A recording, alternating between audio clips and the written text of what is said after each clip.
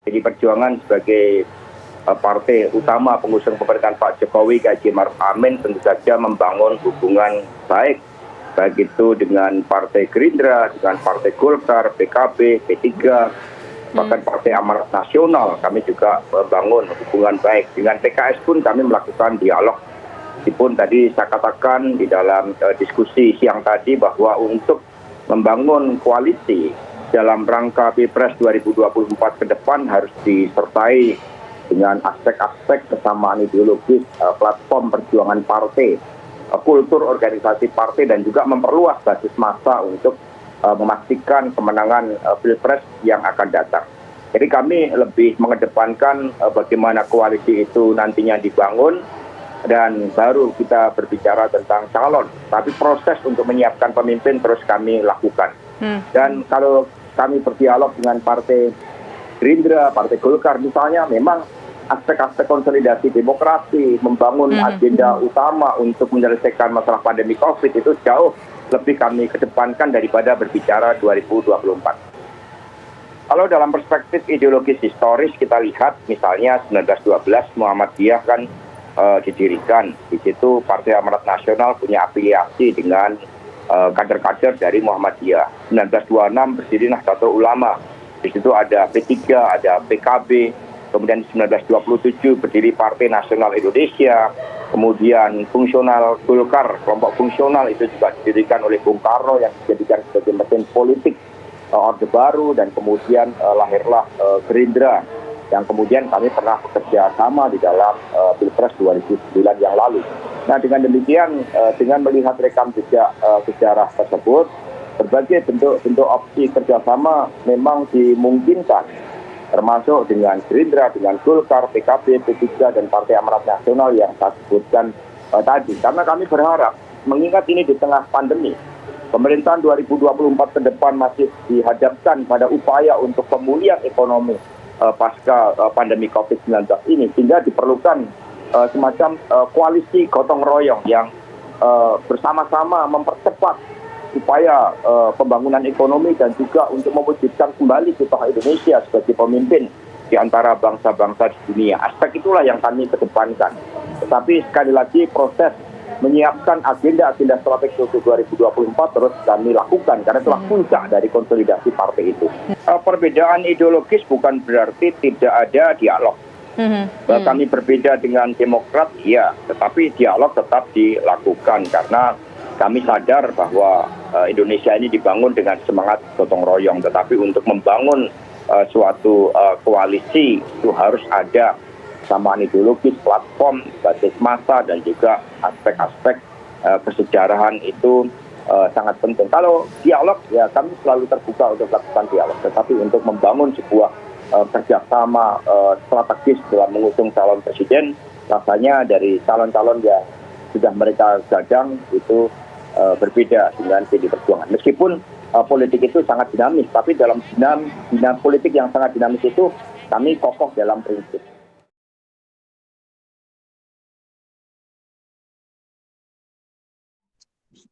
Assalamualaikum warahmatullahi wabarakatuh. Assalamualaikum warahmatullahi wabarakatuh. Waalaikumsalam warahmatullahi wabarakatuh. Jadi teman-teman, kita akan berdiskusi tentang arah politik tahun 2024. Kemana sih arahnya gitu? Kan kita sudah dengar ini banyak pengamat mengatakan ya politik 2024 itu bakalan tetap seperti itu gitu. Apalagi kita lihat mulai dari sekarang partai-partai pun sudah menunjukkan para pengusung gitu kan untuk pemilihan tahun 2024 itu.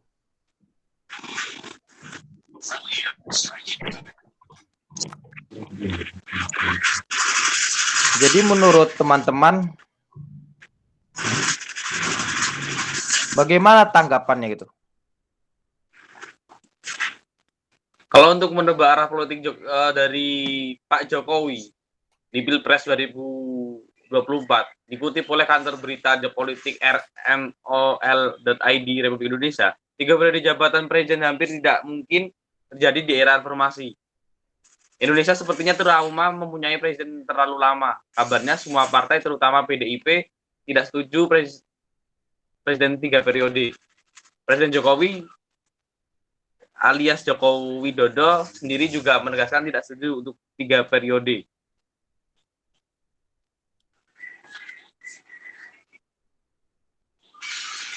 Tapi gini, kita lihat sendiri juga. Padahal yang untuk mengusungkan 3 periode itu adalah partai dalam koalisi mereka itu sendiri gitu. Koalisi sekarang gitu. Yang untuk merencanakan membuat 3 periode gitu. Padahal banyak pengamat-pengamat mengatakan itu bakalan menghancurkan reformasi Indonesia sendiri. Tapi apapun itu, Presiden Jokowi pasti sudah punya rencana dan kalkulasi yang matang soal Pilpres 2024. Karena ini menyangkut konsistensi politiknya setelah tidak lagi menjadi presiden. Sebenarnya sih ya seperti itu juga, dia udah punya persiapan. Bagaimanapun dia pun banyak pengamat mengatakan, contohnya itu Bapak Rocky Gerung gitu mengamatkan, ketika bukan koalisi Jokowi itu sendiri yang Bapak Presiden Jokowi itu sendiri yang bukan naik, dia bakalan terkena bully. Seperti itu kata pengamat Bapak Rocky Gerung gitu. Jadi kita mengatakan kalau untuk eksistensinya dalam koalisi sekarang gitu, pemerintahan sekarang, mereka harus mengoptimalkan dan mencari pasangan yang benar-benar kuat di dalam popularitas mereka gitu untuk pemilihan tahun 2024.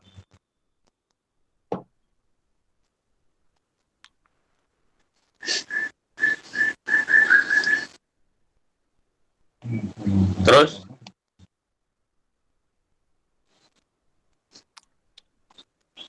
sedangkan ya kita lihat sekarang banyak yang mengamat dan perusahaan-perusahaan survei menyurvei itu bakalan yang mencalon, contohnya Bapak Prabowo dengan Ibu Puan Maharani atau Bapak Anies Baswedan atau Bapak Ganjar Pranowo.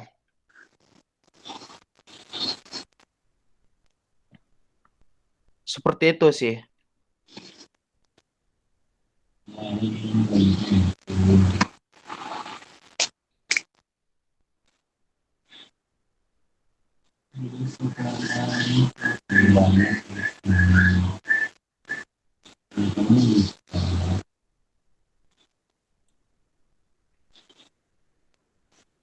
di antara tokoh santer dan berpeluang maju di Pilpres 2024, kemungkinan adalah Prabowo Subianto, Anies Baswedan, Ganjar Pranowo, Sandiaga Uno, Ridwan Kamil, dan sejumlah nama lain.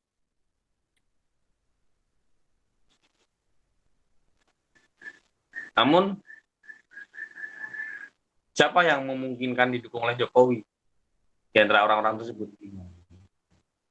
Kalau menurut saya sendiri, atau dan saya lihat dari pengaman itu, pernah kalau nggak salah itu di acara mana ya, mungkin di PDIP, mungkin acara itu, Pak Jokowi sendiri menyindir mengatakan gini, yang ada di sini salah satu bakalan calon jadi presiden gitu, dan menunjuk Bapak Sandiaga Uno gitu. Saya tidak tahu politik mereka bagaimana, sedangkan di dalam partai PDIP itu sendiri pun lagi ada konflik internal mereka. Contohnya itu antara Bapak Ganjar Pranowo dengan Ibu Puan Maharani gitu. Mereka sendiri punya konflik di internal. Jadi kita nggak tahu siapa yang bakalan yang diusung dari pihak PDIP untuk mencalonkan di tahun 2024.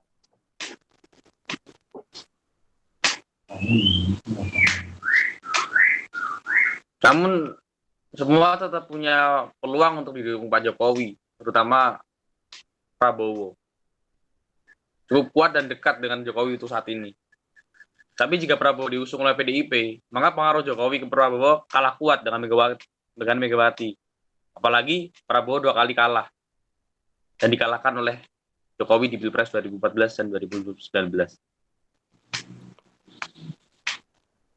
Hiruk pikuk Pilpres masa lalu bisa jadi resisten dan punya potensi kerentanan hubungan antara Jokowi dan Prabowo. Tentu ini akan jadi kalkulasi tersendiri bagi Jokowi. Selain Prabowo, orang yang cukup dekat dengan Jokowi adalah Pak Ganjar Pranowo. Lagi-lagi, Pak Ganjar adalah kader PDIP. Tanpa jabatan presiden pasca 2024, Jokowi tidak akan dihitung kekuatannya oleh Megawati. Dan notabene menjadi penguasa di partai berlambang kepala banteng ini. Artinya, dominasi Megawati ke kader akan menihilkan pengaruh Jokowi. Kecuali jika Ganjar membelut dan keluar dari PDIP. Tetapi kalau Sandiaga Uno dan Ridwan Kamil tidak terlalu dekat, tapi akan sangat ditentukan oleh partai pengusung dan elektabilitas. Tapi bagaimana menurut Ramdhani tentang Ibu Puan Maharani, sedangkan sudah jelas Ibu Puan Maharani akan menggantikan ketua umum sekarang ini. Itu sudah banyak mengatakan seperti itu gitu.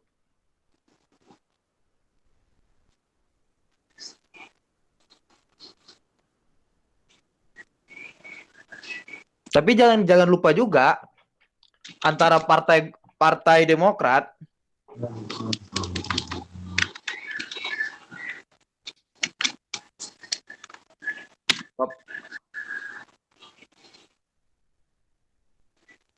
ya, kita tahu kan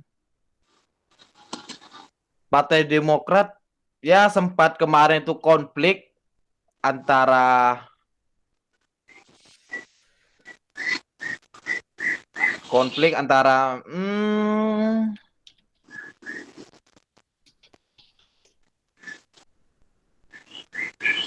ya sempatlah konflik di, kalau nggak salah itu kubu Bapak yang kalau nggak salah itu yang disebut Kongres Luar Biasa atau KLB ya. Itu sempat konflik untuk memperebutkan ketua umum Partai Demokrat gitu. Itu sempat beberapa bulan gitu beritanya diangkat kan.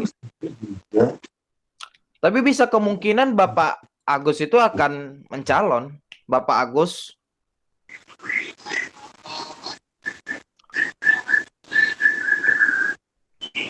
Kita juga tahu kan yang di tahun 2000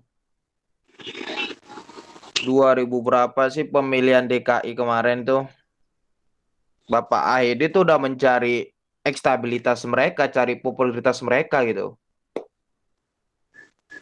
Tapi saya nggak tahu juga ya bagaimana koalisi dari Demokrat gitu. Sedangkan peraturan semenjak adanya peraturan ada threshold presidensial yang kemarin dibuat itu berapa persen kalau nggak salah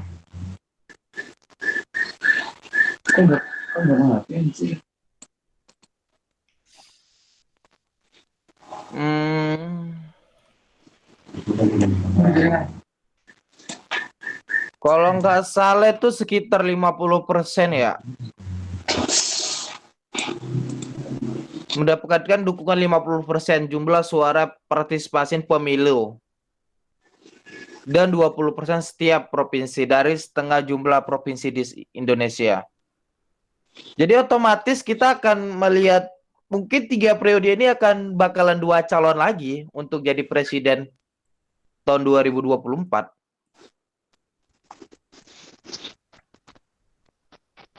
Jadi menurut Fajar sama Dani gimana gitu?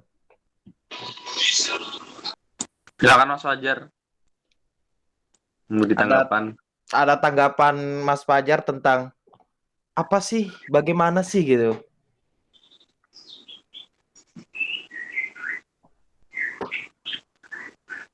Bagaimana apa? Ya tentang yang saya bilang tadi gitu. Yang saya bilang tadi tentang threshold, mungkin threshold yang sampai berapa persen yang calon itu bakalan dua calon lagi untuk periode ke 2024 ini dibilang itu. Tahun ini gitu. Sudah 3 kali kita menghadapi, sudah 2 kali. Dan ini akan kita menghadapi ketiga kalinya. Kemungkinan besar akan dua calon lagi. Dan menurut saya itu kurang memuaskan karena penduduk Indonesia itu banyak banget gitu. Jujur aja berapa ratus juta. Udah. Penduduk Indonesia itu sampai yang tercatat di tahun 2020 itu 270 juta jiwa gitu. Jadi ya Mas Fajar bayangkan dan Mas Dani bayangkan gitu. Kalau untuk dua calon menurut saya kurang ada pemilihan yang maksimal gitu. Saya nggak tahu tujuannya apa ya untuk bisa sampai dibuat threshold itu gitu. Threshold apaan? Threshold itu gini.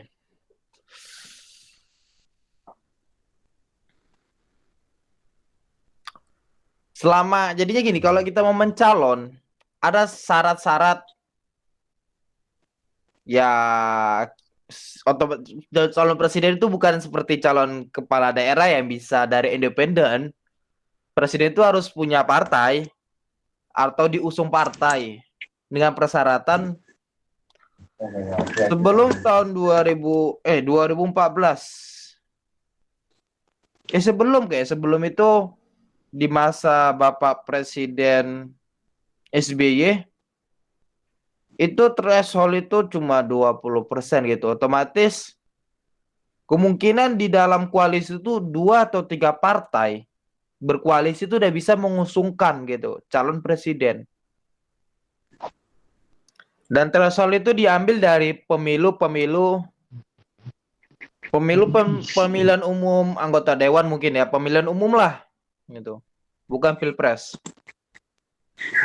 Yang berarti setiap itu akan dijumlahkan berapa persen untuk partai ini gitu. Dan saya lihat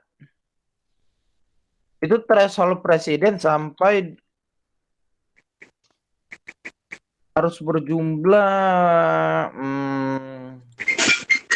50%. Ya kita bayangkan nggak semua partai itu besar banyak pemilihnya. Kita lihat contohnya PAN di tahun 2000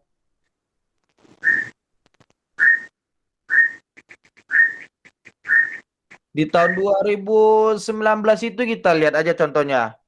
PDI itu cuma 19%, Gerindra 12%, Partai Golkar cuma 12% koma sekian, PKB 9%. Nah, itu harus dikumpulkan berkoalisi partai-partai itu gitu untuk memenuhi syarat mencalonkan. Ya 50% tadi. Dan itu menurut saya membunuh talenta-talenta anak bangsa gitu. Karena ujung-ujungnya ya bakalan dua calon. Oke. Jadi untuk Pilpres di 2024 ini apakah masih menerapkan sistem dua kandidat lagi atau dari berbagai partai politik? Ya sudah pasti mengikutin ya seperti yang kemarin-kemarin. Soalnya kan undang-undangnya belum ada perubahan juga gitu. Nah, apakah dengan 3 tahun lagi sampai tahun 2024 akan ada pasal lagi mengenai dengan sistem terbaru ini? Kira-kira masih ada kemungkinan nggak dengan adanya pasal baru? Kalau kemungkinan ya kita lihat dari politik itu sendiri. Seandainya gini, Contohnya koalisi yang di dalam pemerintahan sekarang itu, koalisi itu pasti untuk mempertahankan peraturan atau suatu jabatan mereka sendiri, pasti kan mempertahankan gitu. Seandainya kalau mereka yang menang di tahun 2024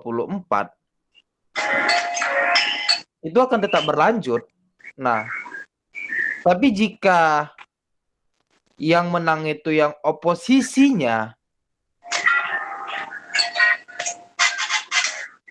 saya kira kemungkinan besar itu akan diperbaruin yang lebih baik gitu.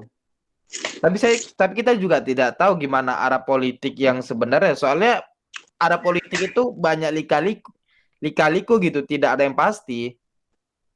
Sekarang A, kemungkinan besok C gitu. Dan di dunia politik pun juga tidak ada yang mustahil. Nah itu ya, kita itu juga tahu gitu kan. Sekarang berteman, besok bermusuhan. Namanya juga politik gitu. Tidak ada yang namanya teman abadi, tidak ada namanya musuh abadi. Ada kepentingan, ya udah berteman. Nggak ada yang musuhan gitu. Jelas, sebagai contoh, pada tahun 2004, Partai PKS adalah partai yang pertama kali deklarasi mendukung Susilo Bambang Yudhoyono. Tidak hanya mendukung, Tifatul Sembiring, Presiden PKS saat itu memasang spanduk untuk di mana-mana. Foto SBY dipasang bersama gambar PKS. Tidak hanya PKS, Ketua Ansor, Saifullah Yusuf pun ikut merapat dan memberikan dukungan. Tentu partai dan ormas ini berani ambil resiko karena punya keyakinan bahwa SBY akan menang. Dan nyatanya keyakinan mereka tidak salah.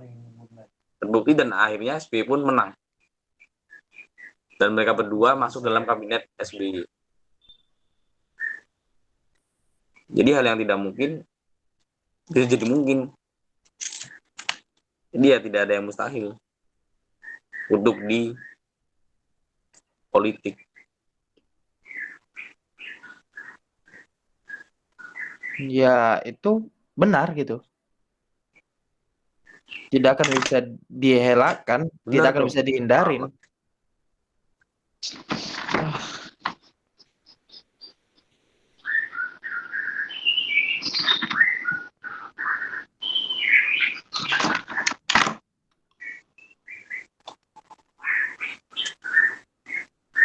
Jadi gini, teman-teman. Ya udahlah, kita akhirin aja lah diskusi ini kan. Karena kalau kita bahas politik ini nggak ada habis-habisnya gitu. Ya sekedar sharing-sharing aja. Ya, yang penting kita sebagai mahasiswa kita harus tahu politik gitu. Kita harus bisa memahami politik karena kita duduk di bangku kuliah itu karena dasar politik gitu. Kenapa bisa kita duduk, kenapa kita bisa kuliah gitu, kenapa bisa menjangkau pendidikan ya karena dasar politik. Ya, jadi ya kita mau nggak mau kita harus mengerti, tahu bagaimana arah politik itu gitu, teman-teman. Jadi menurut saya ya kita sudahin aja lah diskusi ini yang walaupun cuman sebentar, setidaknya kita itu sudah tahu gitu, sudah memahamin. Ya, sekian, terima kasih untuk Mas Dani dan Mas Fajar. Assalamualaikum warahmatullahi wabarakatuh. Ya, saya Ramadan. Assalamualaikum warahmatullahi wabarakatuh. Terima kasih. Salam warahmatullahi wabarakatuh.